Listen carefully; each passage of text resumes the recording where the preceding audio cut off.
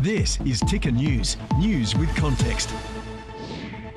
Hello, I'm Aaron Young. Fire conditions in Los Angeles are set to worsen, with officials anticipating a rise in the death toll as crews continue battling the region's largest blaze. Governor Gavin Newsom has stated that the disaster may emerge as the worst in US history as search teams are deployed to assess the damage. Despite some progress made against the raging fires, 4 major blazes remain active, threatening numerous homes in affluent neighbourhoods.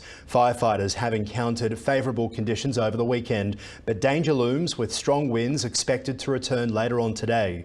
Authorities have issued critical warnings for high winds and low humidity across much of Southern California as the fires have already impacted more than 12,300 buildings since their outbreak earlier this week.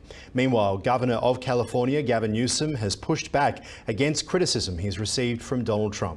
I called for him to come out, take a look for himself. We want to do it in the spirit of an open hand, not a closed fist. He's the president-elect. I respect the office. We have a president of the United States that within 36 hours provided a major disaster declaration over a text. We had support from the president of the United States, Joe Biden, with 100% reimbursement, all the resources you could hope for or imagine, constant communication. I'd like to extend that to the president-elect. I don't know what he's referring to when he talks about the Delta smelt in reservoirs. The reservoirs are completely full, the state reservoirs here in Southern California. That mis and disinformation, I don't think advantages or aids any of us. Responding to Donald Trump's insults, we would spend another month. I'm very familiar with them. Every elected official that he disagrees with, very familiar with them. The man chosen to chair Donald Trump's Council of Economic Advisers suggests that the US might benefit from average tariffs of 20 to as high as 50%. Stephen Moran's perspective on tariffs as a strategic tool aims to tackle persistent issues like the overvalued dollar and trade deficits resulting from US support for other nations. Moran's report on restructuring global trade, while reflecting his own views, highlights a potential shift in trade policy under President Trump. Economic experts note that while tariffs may seem counterintuitive, certain conditions could make them advantageous.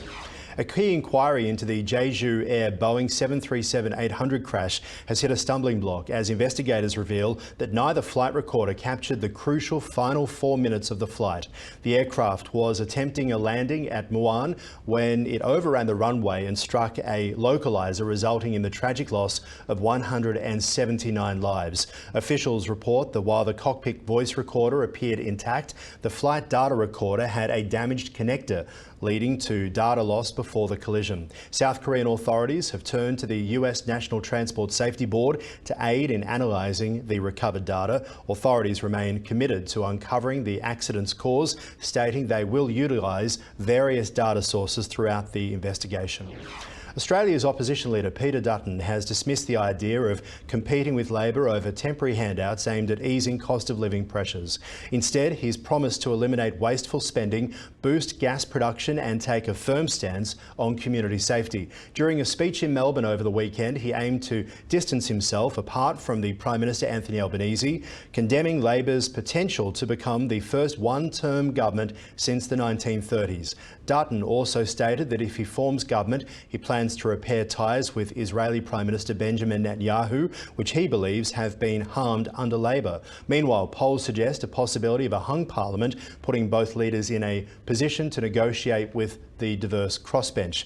The opposition leader saying that there are no plans to cut Medicare. A newly elected coalition government is the last chance to reverse this decline. They need a new play sheet, honestly. We will commit to Medicare. The Australian dollar has plummeted to its lowest level since the COVID-19 pandemic, complicating decisions for the Reserve Bank of Australia, which will meet next month. The local dollar recently hit 61.38 cents, raising concerns about rising price pressures. Economists note that the trade-weighted index of the dollar has dropped below 60, a critical threshold that could impact domestic inflation significantly. The decline is partly driven by differing interest rate expectations between Australia and the United States, alongside uncertainties regarding Chinese economy. As a result, the Australian share market is expected to start the week weaker following a downturn in US markets after a stronger than expected US jobs report. Now let's check the latest weather for you wherever you're watching around the world.